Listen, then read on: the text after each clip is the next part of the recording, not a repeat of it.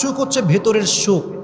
Piece of heart যার নাই, piece of mind যার নাই, তার পুরো পৃথিবী থাকলেও তার কোনো কিছু নাই। That means if you have the peace of heart then you have everything, and if you do not have the peace of heart then you have nothing. মনের প্রশান্তি যার নাই তার কিছু নাই রে ভাই, এটা মারাত্মক বড় জিনিস।